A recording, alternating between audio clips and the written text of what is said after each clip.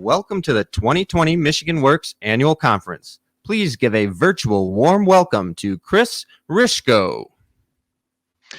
Good morning and welcome to the 2020 Michigan Works Annual Conference. I am Chris Rishko, CEO of Great Lakes Bay Michigan Works, and it is my distinct honor to begin today by recognizing all who have been part of the great brotherhood and sisterhood we call the U.S. military, our veterans, active duty service members, guardsmen, and reservists. In answering the call to serve, our military members and their families choose to make tremendous sacrifices for their neighbors, as well as those they have never even met. Our service members display an unwavering fervor for the bedrock principles that underlie the United States of America: freedom, justice, and equality. Please join the Michigan Works Association and the 16 Michigan Works agencies in offering our sincerest appreciation to all of America's veterans for your quiet courage and exemplary service. We are grateful for your dedication to our country and acknowledge your many sacrifices and accomplishments. Now, please join me in playing of our national anthem.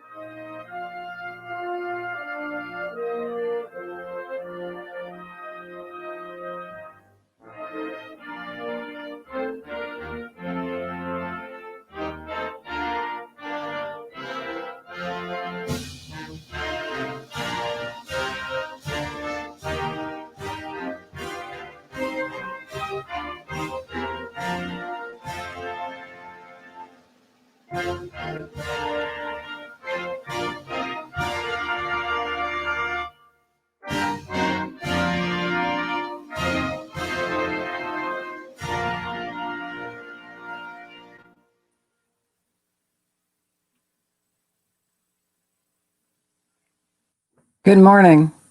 I'm Charlie Mahoney, Chair of the Michigan Works Association Board of Directors, owner and president of 4M Associates Communications Group here in Livonia, Michigan. I also chair the Workforce Development Board for Southeast Michigan Community Alliance Michigan Works, which serves Monroe County and Wayne County outside the city of Detroit. And I serve on the Board of Directors for the National Association of Workforce Boards. I'm here this morning because I want to welcome you and thank you for joining us for this 2020 Michigan Works Annual Conference. We're so glad that you are here to experience with us our first virtual conference. It certainly is new and exciting. It's my pleasure this morning to introduce to you Jeff Donofrio, Director of the Michigan Department of Labor and Economic Opportunity, and a colleague and personal friend for many years. Morning, Jeff. Morning, Charlie. Jeff is charged with coordinating and streamlining the state's workforce economic development programs to meet business and labor needs and to grow the communities so all Michiganders have equal opportunity to reach their fullest potential. Jeff, Michigan Works is proud to partner with you and your team to build Michigan's workforce. Previously, Jeff served as the executive director of the workforce development for the city of Detroit, where he oversaw the city's workforce system and was charged with the development and implementation of strategies to increase residential employment and household income and to improve the economic competitiveness of Michigan's largest community. This morning, Jeff is hosting a workforce development panel discussion. Joining him are Oakland County Executive David Coulter, LEO 60x30 Director Kerry Ebersole, and Cindy Pasky, President and CEO of S3. Jeff and you panelists, let the conference begin. Charlie, thank you. And welcome to everyone around the state and potentially out of state as we kick off this first virtual conference. Certainly life has changed quite a bit for all of us. A year ago, I spoke to you in person, and Leo was about a year old. Since, Leo was new. Today, Leo is about a year old, and we've spent about half of that year in this crisis, something that we certainly never expected. I'm going to share my screen and go through a quick PowerPoint, and then we'll get into some Q&A with the panelists, and then some Q&A with you. So bear with me here for just 1 second.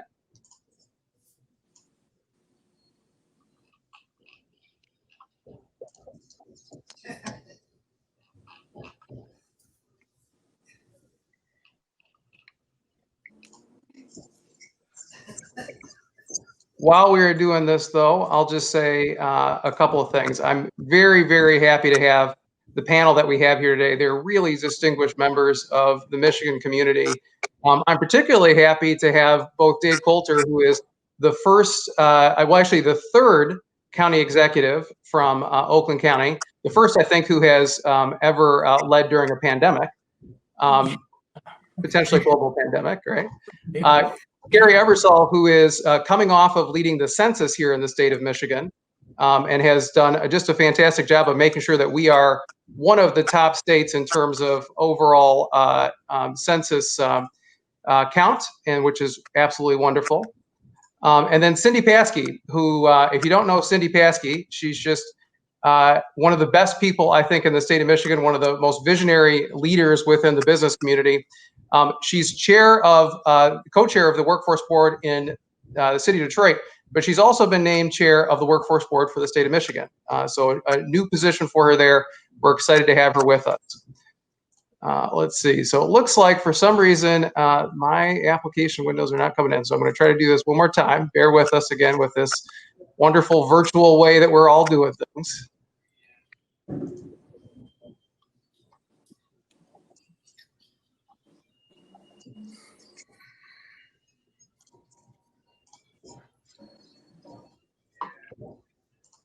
Let's see.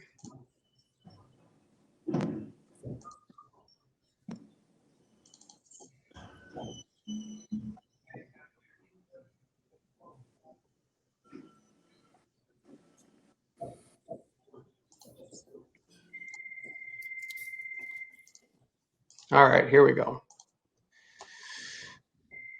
Okay, can folks see my screen? Yes. Great, wonderful. So let's go through real quick then.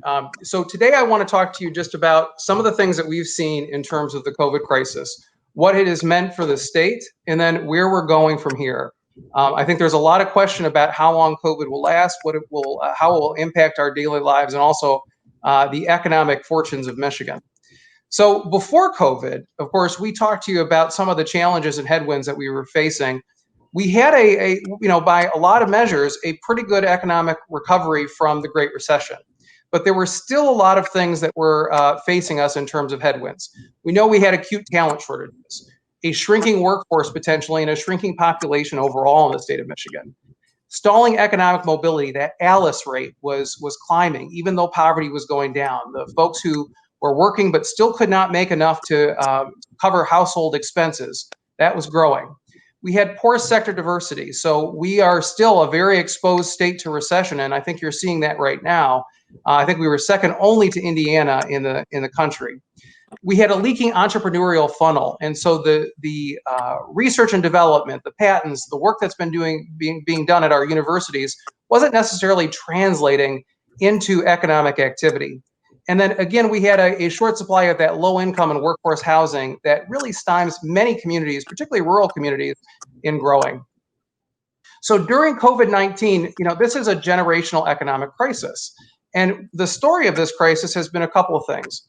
Massive spikes in unemployment due to both having to shut down parts of our economy to stop the spread of COVID-19, but also because of the economic disruption that we've seen globally. Small businesses in particular are having a liquidity crunch. And so not being able to operate, having reduced capacity and reduced books of business has caused them to be at risk.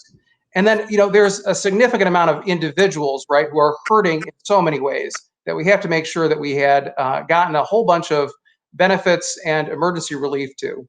So the goals that we've had at Leo have been to provide that relief, to make sure that we're pushing and helping with the reopening of our economy, to make sure as we go through and come out of this COVID-19 pandemic that we're looking at the recovery.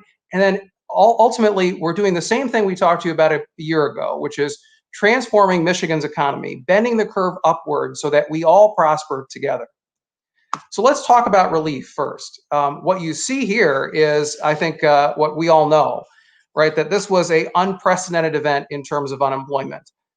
We had a 24% unemployment rate during the height of this pandemic, something we've never seen in the history of this state with unemployment, including the Great Recession and the Great Depression, unfortunately. Before the crisis, we had about 5,000 claims coming in a week. During the crisis, we had almost 400,000 at the peak coming in on a weekly basis. Just for comparison, in the Great Recession, that we had 77,000 people at the height of the Great Recession applying for benefits. So you can see that spike and how much need has been out there through our workforce. About 35%, more than a third of businesses here in the state of Michigan, particularly those small businesses, are at permanent risk of closure. They're feeling an economic hurt right now, which is unclear whether or not they're going to survive even the winter. When we think about the fact that restaurants are going into the fall here, where there's, they have patios open right now, but that may not last for that long. That's going to severely restrict their ability to bring in income. And I think that's a story in many industries. So Leo has done a number of things to make sure that we provide relief. First, we have, of course, put a huge amount of emphasis in paying unemployment benefits to the 2.1 million Michigan workers who've applied and who are eligible. We've been able to get $22 billion worth of benefits out, and that's in no small part to your work. The Michigan Works Association, the Michigan Works agencies have been key partners in this, and I cannot thank you enough from the bottom of our heart at Leo, but for the whole state of Michigan, in terms of the work that you did to help people get their benefits, to take calls when the system was overloaded. Every system around the country has felt this huge urgency and need, and was unprepared for a global pandemic. Michigan, of course, was in the same boat. And so the work of Michigan Works and the absolute net necessity of helping individuals at all levels of government and our partners has just proven out to be so helpful, whether it's the actual unemployment benefits that have gone out, the WorkShare program, which we're #1 in the country around, is brought in billions of dollars to Michigan, and we're going to see what the effect that's had and what impacts that's had in just a second. Second, we've done a lot to provide liquidity relief for small businesses, whether that's through MEDC and the more than $110 million that we put into response programs, whether that's at partnering with Laura on trying to help businesses, particularly restaurants and bars who have liquor licenses, be able to try to generate additional income and revenues, and whether that's some other creative ways we've tried to help businesses pivot in this period of time to meet consumer demand that might be surging within the COVID economy. We've also done things like make sure that there's housing relief for the most vulnerable. We've put in place tax foreclosure and eviction moratoriums and dedicated $60 million for eviction diversion programs. Now, all that's added up to Michigan being, actually having a higher consumer spending rate than the rest of the country. So those dollars coming in, that work to provide relief has been hugely helpful. Michigan has the second highest consumer spending in the country right now. And again, that's because of the great work we've done to pay people to get those benefits out as quickly as we have to as many people as we have. So let's look at reopening. Leo's role in reopening has been really keeping workers, customers, and communities safe. Through MyOSHA, we've done a lot to make sure that there are good understanding education of these issues, what best practices are. We've created a MyOSHA hotline. We've launched an ambassador program to help businesses adapt, be able to understand all the various rules that are out there. And then we're trying to get as many people back to work as possible. And so that's both pushing into that WorkShare program, which again, we're #1 in the country, but we're not only just #1 in the country. If you cut our program by a third, we'd still be #1 in the country. 18% of all WorkShare participants in the country are here in Michigan. That's brought in $450 million new dollars from the federal government here to Michigan, and it saved our trust fund about $212 million. So really important thing for all of us, and appreciate your work in making WorkShare a success. So we look at recovery, and we still, though, have a lot of people who are unemployed. There are about 1 million continuing unemployment claims today. For those that are in various sectors, we can tell that manufacturing is still hard hit. Healthcare still hard hit. Two that we many times I think the conventional wisdom has said maybe have gone back to work already. Still, quite a few of our unemployment claims are in those two sectors. Obviously, we know that service sector, retail, restaurant, lodging, and some of the other places that have been closed also hard hit. So there's a lot that still needs to be done to help people get back to work. In the short term, what we're trying to focus on is filling those critical jobs, making sure that those essential industries, those jobs that are going unfilled right now, that we are connecting individuals who are unemployed or underemployed with those opportunities. In the long term, we're going to continue to do what we've done with Michigan Works in partnership throughout the last number of years and throughout the decades, building career pathways, helping our economy shift, and helping individuals be able to be successful in that shift. So in terms of transformation, one of the biggest things that we talked about last year and that we continue to talk about this year is our 60 by 30 goal. The 60 by 30 goal, of course, is the governor's initiative that she laid out in her first State of the State address to get 60% of adults in the state of Michigan a post-secondary degree. Some kind of certificate, some sort of degree, some sort of training.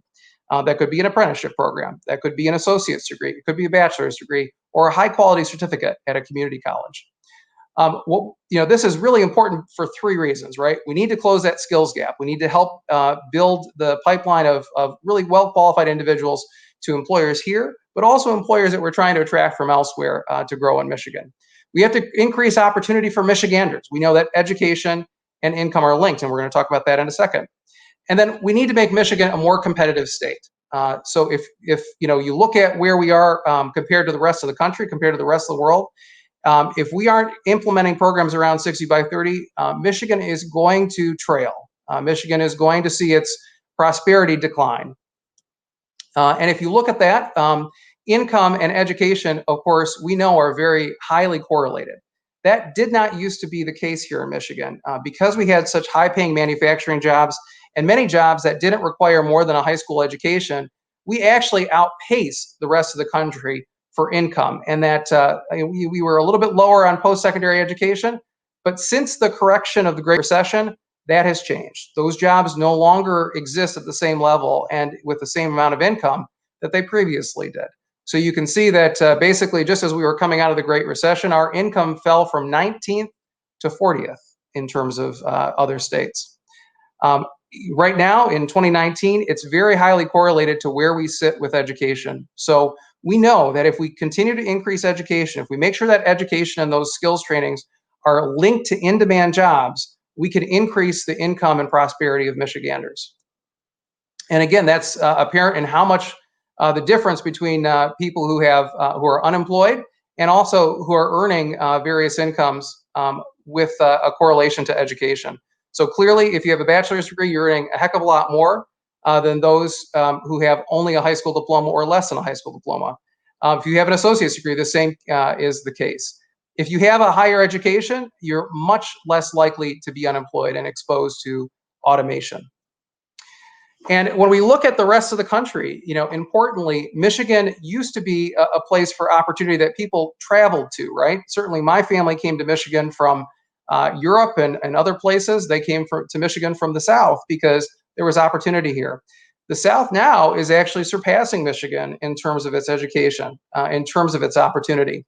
So where places like Tennessee, places like Kentucky that have put in place either tuition-free pathways to community college for high school students and for adults, tuition-free pathways to expanded educational opportunities, they are closing in on Michigan. And in fact, this year, Kentucky is a more educated state than Michigan. Let that sink in, that Kentucky, a state that we oftentimes looked at as potentially having fewer job opportunities and more poverty, is now actually surpassing Michigan in terms of education.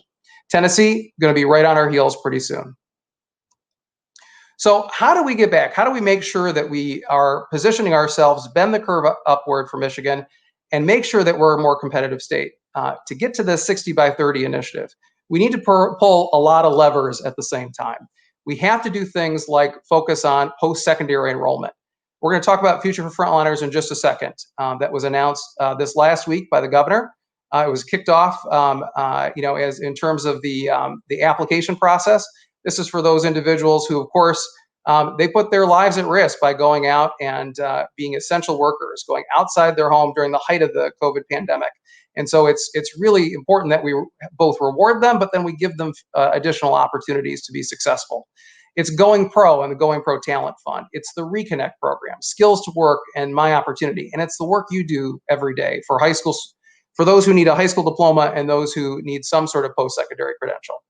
It's Completion, right? So we certainly can put a lot of people into these institutions, and many of you know the struggle that many adults have when they go into higher education to complete, to actually get to the end of that training.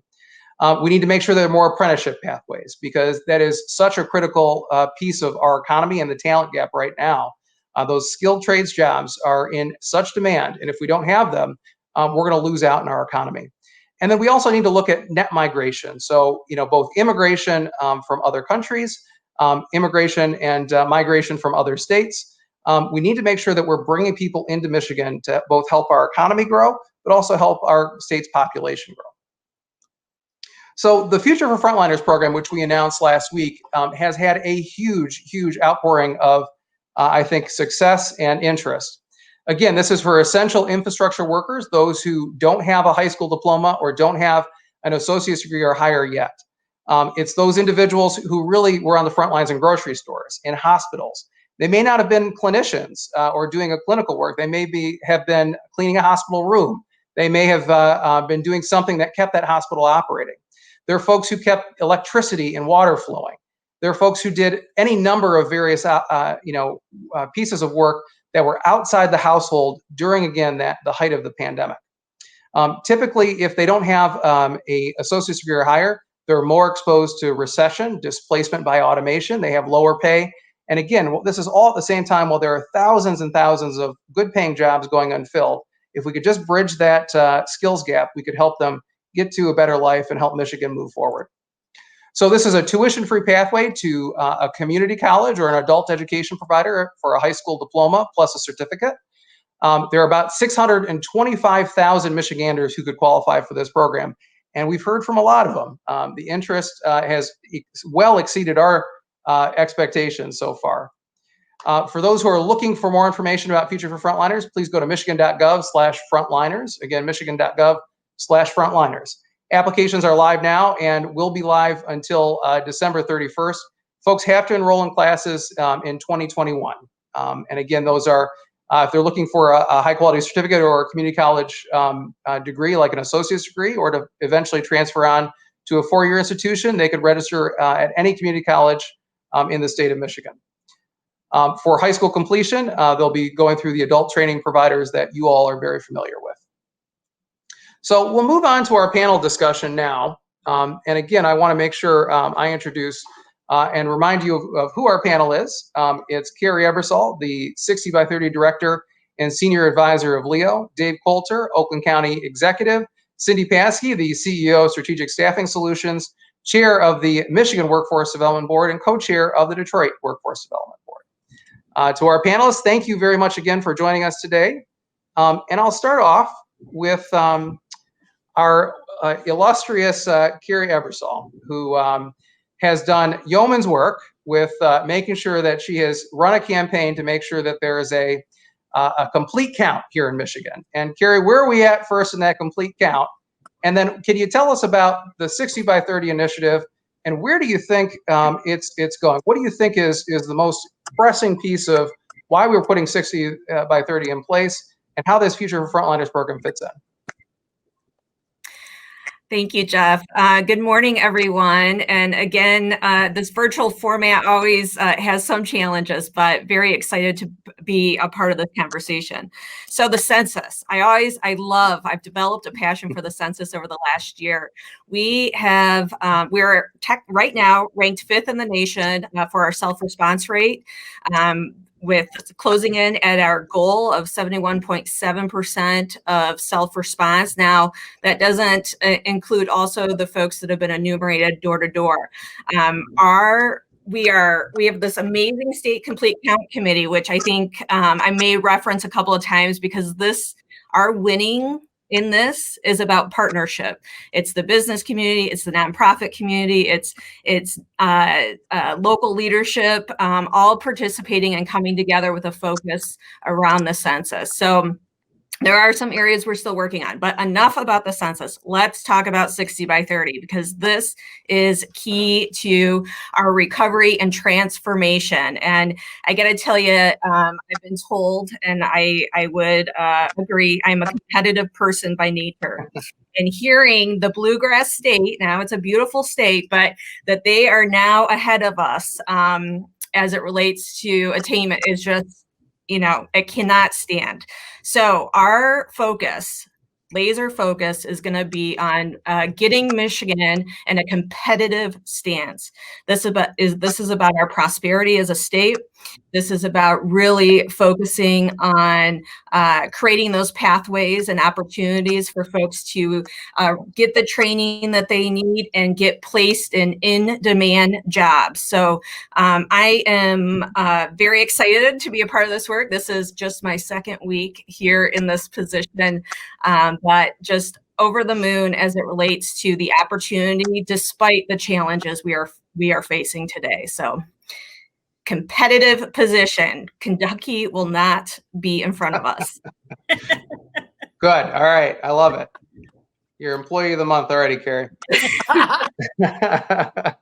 Dave Coulter, you've had now about a year with being executive in Oakland County.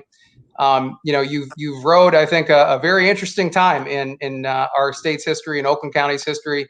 And, you've also set some key priorities around economic competitiveness. And part of that has been your own 60 by 30 sub goal. Do you want to talk about that and maybe how that's shaping up within the county and why you feel it's so important? Yeah, I would love to. And thanks for having me on the panel. As you said, I've been in this job for just over a year, and Oakland County has a reputation as, really one of the economic engines of Michigan. We do very well here in economic development and job creation and income. And some people would say, whoa, so all is well. Well, when I took over this job, I started to meet with the major employers in Oakland County, and I met with a lot of different groups. And what I heard was very odd to me. When I talked to our employers, I heard we need more talent. We'd hire more people if there were more people skilled in the things that we need. And then I would talk to individuals who are leaving the county because they couldn't find the right jobs, or it took too long, or, for a variety of reasons, people were frustrated. You talk about the ALICE score. Even in Oakland County, we have 31% of our residents who have a hard time making ends meet. So that was such a disconnect for me. We've got these major employers who want people, and we have people who want jobs. Why aren't they connected? So when I heard about the governor's program, that really intrigued me. So we looked into the numbers here, and I'm competitive like Kerry. I said, okay, so what's our number in Oakland County? The governor wants to get to 60% of our adults with some sort of a post-secondary degree or certification. Where are we now? Well, we're at about 61% in Oakland County. We're number 2 in the state, behind Washtenaw. Now, no offense to my friends in Washtenaw County, but my competitiveness kicked in because I went to Michigan State University, and I can't be number 2 to Washtenaw County. So I said, look, and I had the same reaction about Kentucky, by the way, a wonderful state, but there's no way that Michigan can let ourselves slip behind states like Tennessee and Kentucky. We just can't let it happen if we're gonna create the kinds of future that we want for our residents. So I gathered our education leaders, our labor leaders, our workforce leaders, a whole bunch of folks, and said, look, what can we do to bend the curve and make sure that Oakland County is helping to lead the state of Michigan in this effort, because I think it's so important. And so they came up with the goal, frankly, of 80%. We'll get to 80% by the year 2030. And I don't know exactly how we're going to do it yet. This is really going to take a group and team effort. But we've identified the pathways that we think will get us there. But we have to be intentional about this work. I think, Jeff, you're the one that told me Michigan was one of only 9 states that didn't have one of these sort of attainment goals. So Oakland County is proud to partner with the state of Michigan and our partners in the county to make sure that this important work happens. Dave, that's great, and I got to say the fact that it was locally generated is so important too. That you had buy-in from stakeholders, and it wasn't just you as an executive saying it's going to be 80%. Now come along. It was a conversation where they drove that number to you, and really came up with that number and said, Dave, this is what we should adopt. Can you, just as a follow-up, what role is Michigan Works playing in this? Because it's not just Michigan Works having to accomplish this, but it's a host of people. And how is Michigan Works doing that locally in Oakland? Yeah, thanks for bringing that up.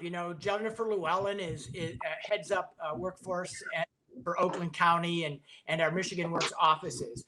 And I'm not sure that we would have been able to make such a bold goal if it hadn't been for the solid work that they do already. We know that they are an integral part of how we're going to attain this goal. Because to your point, this has to be a team effort. It couldn't be just me, and I rely on Jennifer every week to help inform the decisions that we made. And by the way, they really came through in the pandemic. They took on responsibilities, as I'm sure this has happened in other counties, in terms of assisting with unemployment insurance and the like. We're still getting 17,000 phone calls a week in our Michigan Works offices in Oakland County, but they're going to be an integral part of how we do this because they know who the workers are. They know what the skills are. They know where the skills gaps are, and they're going to be a key part in helping us marry those with the training and the education that we need to make this work. Thanks, Dave. Cindy Pasky, you founded a company in the city of Detroit 30 years ago that has seen consistent growth, that has seen consistent profit over boom and bust cycles. You operate in 49 states, I think, and in 22 countries. So you're not competitive at all, though, right? No. And you've been the chair of the Detroit Workforce Board for the last 5 years. Tell us about, you've set big goals. You've had to get a coalition built around trying to change the trajectory of a city. Tell us about how that's played out, maybe how it's playing out in this, COVID period, and what it is that you see kind of as the challenges ahead for us all. Okay, well, thank you, Jeff, and good morning, everyone, and good morning to my fellow panelists. It's great to be with all of you and the audience. And, I think that the first challenge was a really simple challenge, but it was a difficult one to overcome 5 years ago, which was to put together a board of CEOs, labor, community, people involved in the community, and have everyone not only acknowledge but believe that Detroiters wanted to go to work. And Detroiters wanted jobs, and they wanted an opportunity to change their station in life, and that they would go through training if training was available for jobs that they could obtain after the training. And that also, the other thing that I think was a real eye-opener for everyone was the barriers that we brought forward. Whether it was outstanding fees, so you can't have a driver's license, whether it's licensing where, you don't need a license to hang the drywall, but you need a license to paint that same drywall you just hung. So when we talk about barriers, we traditionally, as we should, will focus on childcare, transportation, but there's a lot of entities that have gotten good at removing those barriers. What we did is we took it to the next level and say, okay, someone's training for a job. What are the barriers that stop them from having that job when they're finished successfully with their training? Not the transportation, not the healthcare, okay, I can train to be a forklift driver, but I can't get my driver's license renewed. I can train to be a drywall hanger, but I also can't get the job because they want someone that can do both. And so it was having a group of individuals that had not been hands-on in many instances, as in CEOs, say, we get it now. we believe that Detroiters want an opportunity to work and that they will go through the training. And then it was drilling down to a level that most people don't want to, whether they're in this business, they're a CEO, to say, are we actually training for what we need, or are we training and praying? And if we're going to train for what we need, that means that the corporations actually have to be hands-on and participate, and be willing to sit at the table more than once in order to have the appropriate training developed. And so far, we've been able to make that happen with the work that we've done for the Mayor's Workforce Board.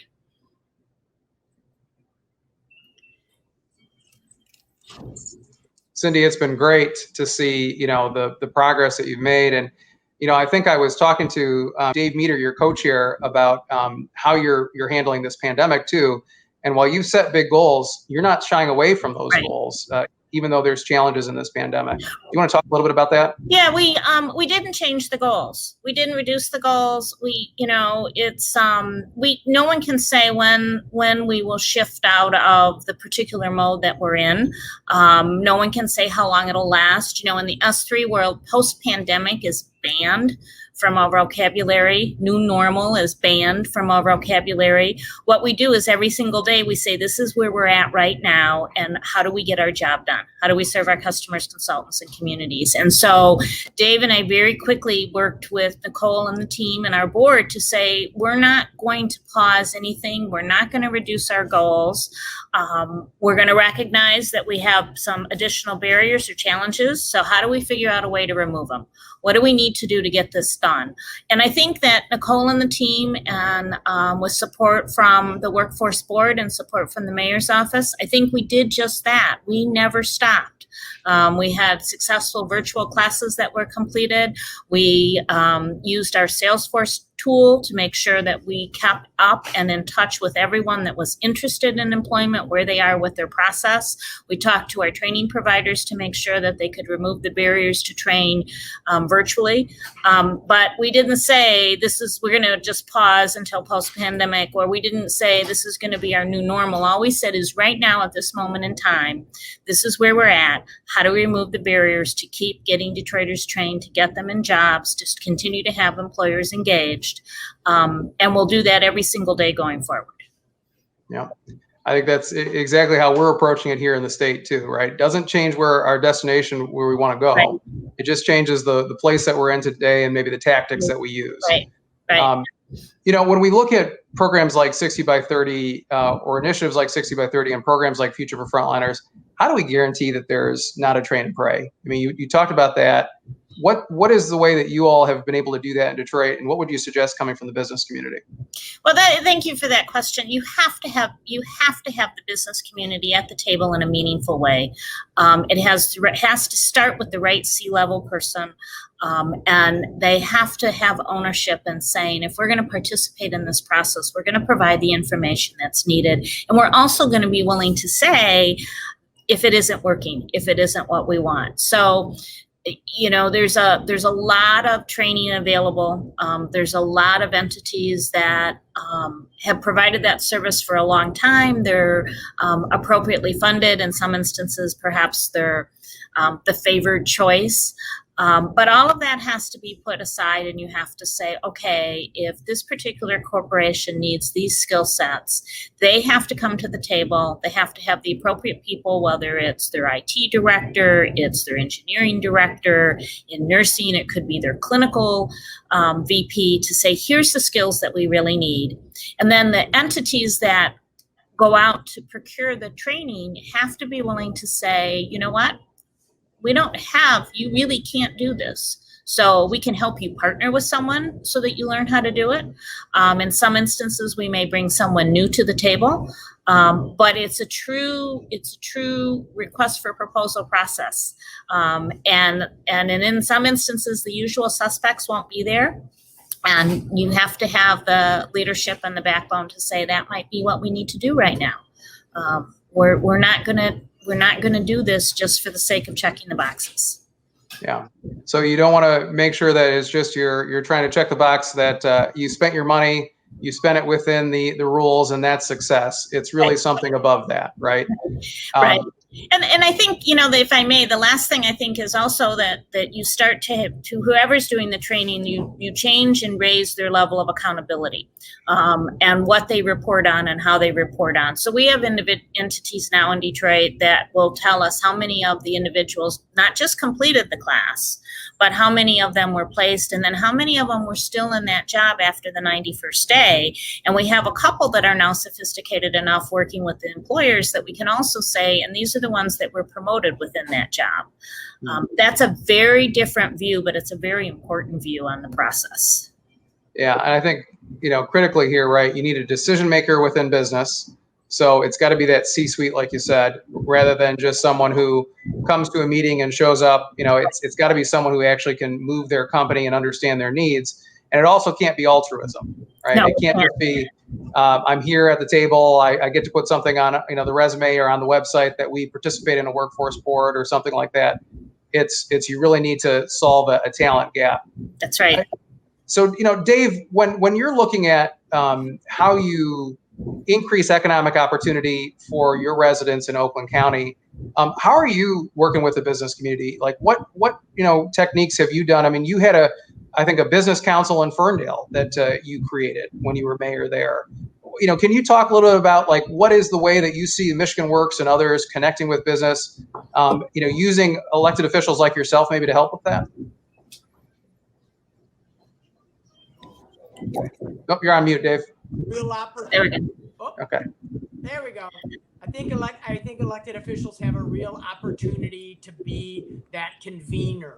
The days when government could create jobs or create industries or encourage that sort of thing is long gone. But what we do have is an opportunity to sort of bring people together. And you're right. When I was mayor of Ferndale, I convened the mayor's business council because I think it's really important to hear directly from the decision makers. And I like Cindy's point because I only let the CEOs come to that meeting. And I said, if you can't make it, sorry, we'll miss you, but don't send your community relations person, because there is something really powerful about having the man or woman from the corner office be there and hear these issues. I think that's critical to getting this done.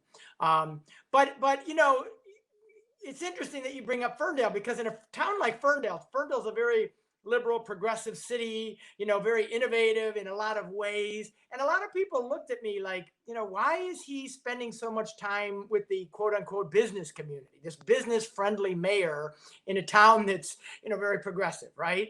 And I think, for the first year or two, they looked at me like, what's he up to?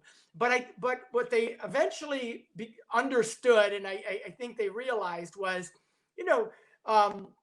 this is to the benefit of our entire community. This is about creating jobs. This is about getting people pathways to better jobs. This is about a tax base for our community. The more taxes and the more businesses we attract and the more taxes they pay, the lower your taxes can be.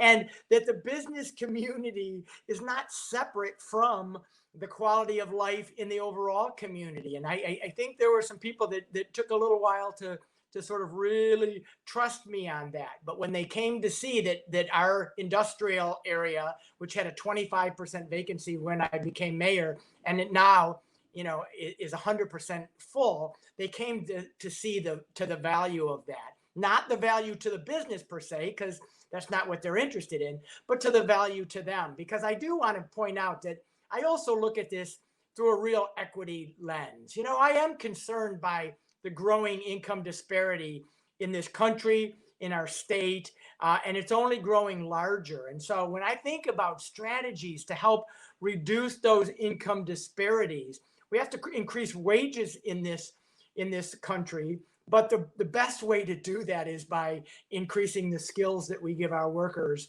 and attracting and encouraging the kinds of high-paying jobs and industries that will provide those. And so I look at this not simply through the lens of helping businesses succeed, but very much drawing that line to how it lifts up all the residents of our county. I mentioned 31% that are struggling to make ends meet. Well, the way that we're going to reduce that number, and I'm very focused on that number, is to create these kinds of jobs in partnership with our business community. Really amazing points, Dave. And I think, the theme here, right, is if it's not led by the business community, if you're not trying to solve a business community need, all of this probably adds up to not, as impactful of programs and, use of dollars, that train and pray that we've talked about so often. And, creating jobs and helping, be partners with businesses is so important. Kerry, maybe we'll one last maybe comment and suggestion here is, Future for Frontliners is is a program the state is putting in place partially to help Michigan Works agencies be able to enroll their clientele into a tuition-free pathway at no additional cost to the Michigan Works agencies, right? That tuition comes out of the state of Michigan. It comes out of the CARES Act. What are the other things, quickly, that the state is doing to try to help create more pathways for Michigan Works agencies to be able to fill those jobs that employers are creating? Yeah, there's a couple of things that I'd mention is, there's things that I know led by Stephanie Beckhorn, who worked with the Michigan agencies around the state Michigan Works agencies and drawing what are the in-demand jobs within your region. Because we do recognize that this varies across the region, maybe within the state of Michigan, but we need to have a sound understanding of what that demand looks like. And I think one of the focuses for me, and I know both Cindy and Dave mentioned some of this, that we have to understand what are the barriers and the needs that can be filled, and therefore helping focus, whether it's the Futures for Frontliners program. We are on the cusp during the legislative budget process here of getting Reconnect funded. And, that too will go far and away, providing opportunities for folks over 25 to seek that additional degree. So that's another area. We have other programs, whether it's Skills to Work, My Opportunity. These are all, as Jeff mentioned earlier, these are all programs that we've seen in other states. We know the data proves it works. Okay, we need to get them up, running, and very laser focused with data. And also, I was also mentioning to Stephanie Beckhorn, once I can start moving around the state more freely, I want to come to your offices. I want to see what a day in the life is and what those one-stop offices look like. In lieu of that, I'm hoping to engage directly, over the phone to learn more about your areas, not only on the data side, but the quantitative stories that you have seen firsthand, because this is really, really important as we gear not only, I say marketing strategy, but it's really an educational base and cohesion of all the state programs, as well as matching that up with local needs. So those are some of the things, off the cuff here that I think are going to be really important as we get into a competitive position, right? And this is about the prosperity. I think about my 3-year-old son and his future. But for any person that wants to stay in Michigan, we got to really do some matchmaking. And you all are on the first lines of that. Yeah, and I think, Kerry, so that's really important. And I would just say, we want to, at the state level, help the Oakland counties, the Detroits, in setting these big goals and helping to solve issues for employers and, build career pathways and economic opportunity for individual residents. And, things like Future for Frontliners, things like the Going Pro Talent Fund and the Reconnect program are all the tools that we're trying to add and put in place so that you can help reach those goals. And I'll just say this, for, any other region out there, who wants to set a big goal around 60 by 30 or wants to set a big goal like the city of Detroit has around employment, we're here to help you with that, and we want to be supportive of it. So let's continue that conversation. I know we have Luanne here now, and Luanne, we'll turn it over to you for Q&A. And I want to thank the panel very much for all their work. Jeff, you said it, a big thank you. You just can't thank anybody enough for taking the time to join us today, for the leadership that you do, and the collaboration. I would say when we get back to face-to-face, come on out and visit us at a local Michigan Works organization. You'll be blown away by what you see. So thank you. A couple of questions right out of the gate. Do Michigan Works organization workers qualify for Future for Frontliners? Can we talk a little bit about what that looks like?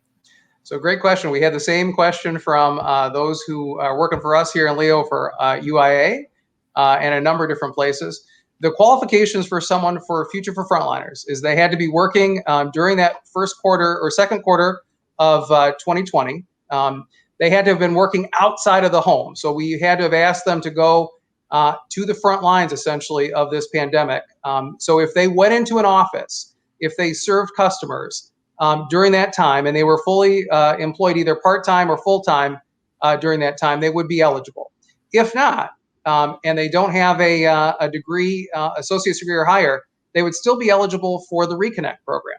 So Future for Frontliners is not the only bite at this apple. We're hoping that in the budget process, we're going to have the Reconnect program funded, and that a whole host of folks will be able to be eligible who aren't necessarily in this Future for Frontliners program. Well, thank you. I know we have a lot of budget pressure, but keeping an eye on education and training and investing in our workforce is a critical thing to do. So thank you for leading us in that. For frontline workers that do not have a high school diploma, does their scholarship only support high school completion, or can they go to a community college or a training program also? What does that look like? So we want to first help them with that high school completion, of course. And so we do have scholarship dollars reserved for that. But we also want to make sure that they're getting a high quality certificate, or that they're able to move on to that associate's degree, or even a 4-year institution after they complete 2 years at a community college. So we want to help them for the long haul here. They have up to 4 years to complete their education through the Future for Frontliners program. We hope they're going to do it faster, but we know there are a lot of different, life events that are out there, whether it's work, family, community obligations that you might have. We want to make it as easy as possible to be able to complete that education. Great, thank you. What are some of the advantage of Futures for Frontliners for employers? Let's talk about why the private sector would care about this. Cindy, maybe I'll ask you to jump in there if you don't mind. Well, I think that, anytime that you have someone that has demonstrated their ability to engage, to show up, to be dedicated, when you're looking for a good employee, that's your first starting point, right? So in the S3 world, we look for someone who believes in the opportunity, is dedicated, and is going to work hard. And we train a lot of what else goes on. So when you think about what the Future for Frontliners program does, it takes those individuals that have demonstrated some of the best qualities of the best type of employee and puts them in a position where you have access to them. And you can, in some instances, perhaps even guide the type of training that they would take. Be the best employees out there. Yeah, and those promotional opportunities within that same company, right? That we heard from Kroger, for instance, who said, right, some of the folks who've been working as checkout clerks, are interested in potentially filling this job as a pharmacy tech that we have just in the back of the store that pays, 2 or 3 times more. If they're good employees, as Cindy said, if they're, hardworking and you have developed this relationship with them, why wouldn't you want to help them move along a career pathway into that, filling that talent gap that you have somewhere else? Right. And then, from a really practical standpoint, when you can take an individual that's already part of your team and they receive the skills to move into another position, you cut your cost of hire by half or more. So if you want to get down to the business nuts and bolts, anytime you can lower your cost of hire, increase your retention, you're going to be much more, you're in a better place, and those are the candidates that you want. Exactly. Well, and I think that's why you hear from Michigan Works so much, Jeff, about going pro and making sure that we have funding for that, and the Reconnect and Future for Frontliners. All these tools in our toolbox do exactly that. So not only is it part of our business attraction toolbox, but definitely retention and making sure that everybody has that opportunity to move along a career path and stay in Michigan thriving. So I do not see any other questions in our chat box. So I guess what I'd like to do is just make a comment about what we have in Michigan. We have this strong state, local, private sector collaboration with our local leaders, state leaders, everybody coming together at the table. And with that, I have nothing but hope for the future. So I'd like to turn it over to the panelists to see if you have one final comment before we move on with the rest of our event. Great. Well, Dave, maybe I'll turn it over to you first. Yeah, I appreciate that comment because I think you're spot on. We have an incredible workforce area development area in the state. Michigan Works is a wonderful platform, but it can't do it alone. And so it is about, as I talked about in our Oakland 80 initiative, it is about forming these other partnerships across sectors that's going to make this successful. You talk about the educational attainment goals that we have. But we know in Oakland County, we were very focused on getting people into school, but not enough of them graduated. So the counseling, the counseling and coaching is going to be critical, and that might not be a direct role of Michigan Works, but it is going to be the role of all of us to partner together to make sure that these things come together, because we each have a role in this. And the partnerships are key, and Michigan Works has an incredible, really foundational role in it. But I encourage those of you in this field and on this call to think about what other partners in your county or your regions can help you do this work, because I think that's when you really start to bend the curve. Thanks, Dave. Cindy?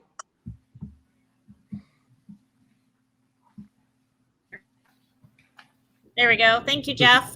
I think that what you're leading at the state level, which is what you helped us lead in the city of Detroit, is recognizing that you have to have everybody at the table in a meaningful and sincere way. We have a lot of jobs right now in the state. We'll have more.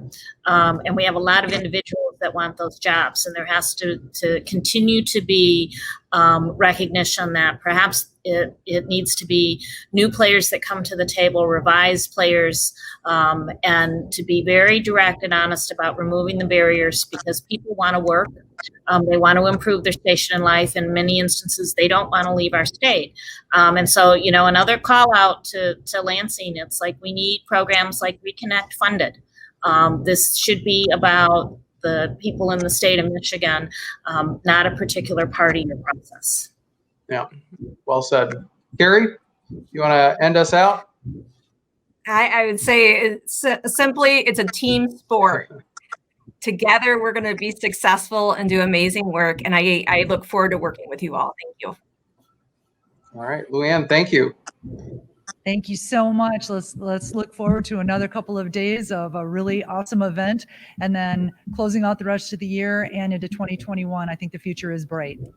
Excellent. Well, thank you again, and look forward to working with all of you through the Michigan Works agencies. And I got to tell you, I want to just give a shout out to Stephanie Beckhorn and her team. They're just amazing people. Stephanie is an amazing leader who I just have nothing but great things to say about. And so I know you're hearing from her later on this in this conference. And so I'm glad that you're going to continue to build those partnerships with employment and training. Thank you. Thank you so much. Well, thank you, Director Donofrio, Dave, Kerry, and Cindy, for a great discussion this morning. We're coming to you live from the Motown Digital Studio, and we're pretty excited. It's something new for us, and we're going to see what happens. I think it's going to be amazing. So good morning. I am Luanne Dunsford, the CEO of the Michigan Works Association. Thanks again for joining us at this year's annual conference. The association started 2020 with a clear focus on our goals and what we wanted to accomplish. And by March, we all had to quickly pivot to a whole new way of working and delivering services. In the case of our association, that meant learning a lot of new technology, conducting all of our meetings virtually, and converting all of our training to a virtual platform as well, very much like the rest of you. While all of this change felt disruptive at first, we're finding it has created new, amazing opportunities for us to deliver value to our members. Some of those opportunities include offering training to assist the Michigan Works frontline staff in dealing with the increased stress, webinars in conjunction with California and New York on issues of national interest, and panel discussions with high-level leaders from across the state on a variety of topical issues. For our members, Pivoting meant adjusting from in-person services to offering services to job seekers and employers virtually. With this drastic change in an increase in unemployment claims, our members also found themselves assisting the Michigan Unemployment Insurance Agency in order to help Michigan residents get their unemployment compensation in a timely manner. I want to give a shout out to all of the Michigan Works frontline staff. Really, they are where the rubber hits the road. Thank you, thank you, thank you for your dedication to continuing to provide first-class service to job seekers and employers throughout this whole pandemic. And an extra big shout out to the Michigan Works staff who volunteered to take phone calls from unemployment insurance claimants to help them resolve their issues. Your voice on the other end of the phone for those individuals during a very trying time was a lifeline for them. When you start to shout out people, I know there's so many people that I will miss, but I do want to take time to thank a few state partners at Leo Employment and Training and at the Unemployment Insurance Agency. During this crisis, we've been working together even more closely than we ever have. And I specifically want to shout out Maggie Sales, Kim Miller, Kim Berry, and Dee Hellis for showing up phone call after phone call after phone call, meeting with us to try to get through some of these issues and work through to make sure that all of the customers through the Unemployment Insurance Agency were served. And I want to thank them for their tireless dedication. As we move forward and start to see what the post-COVID economy brings, yes, there is a post-COVID economy. Michigan Works will be front and center, as we always have been, helping our state recover. The lessons learned from No Worker Left Behind during the Great Recession have set the Michigan Works system up very well to be the go-to source for workforce development needs during the recovery from this crisis. Thank you for coming to this year's conference.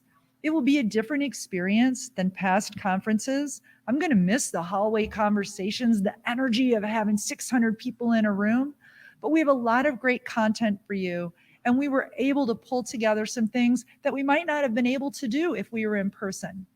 So next up is our exhibitor and networking break. You can interact live with exhibitors in their booths. Please take the time to go and chat with them. You can be randomly paired with another conference member for a 3-minute networking chat, or you can also chat privately with anyone attending the conference via the chat function. Each breakout session, general session, expo booth, and networking session will have specific individual chat roles. You have the option to select between session specific chat, event-wide text chat, or chat with an individual. So anybody that knows me, the opportunity to chat, I'm all in. So I hope you are too. To participate in breakout sessions, networking, and meetings with exhibitors, simply click Share Video and Audio button, which will let you preview and configure your camera and microphone, and then click Apply and join the video meeting. You can share your screen by clicking the Share Screen button and selecting what you want to share. There will be association staff in all the workshops to provide you with assistance. Please check the chat throughout the day for other important information about the conference as well. And finally, a huge, huge thank you to Operating Engineers 324 for their gold sponsorship of this year's conference. For over 100 years, the Operating Engineers 324 has provided value to workers, businesses, and communities throughout the state of Michigan. Learn more about the great apprenticeship programs they offer in the short video that will play in a minute. Enjoy your workshops, your exhibitor networking break, and we'll see you right here at 11:30. We build roads, bridges, wind farms, and pipelines, schools to skyscrapers. Our members create monuments. We operate. We're the operators and mechanics behind the advanced heavy machines that move Michigan forward. We maintain boilers and HVAC. Our members run the complex heating and cooling systems that we all depend on. Our training is second to none, and safety is our priority. We are Operating Engineers 324, and we keep Michigan running.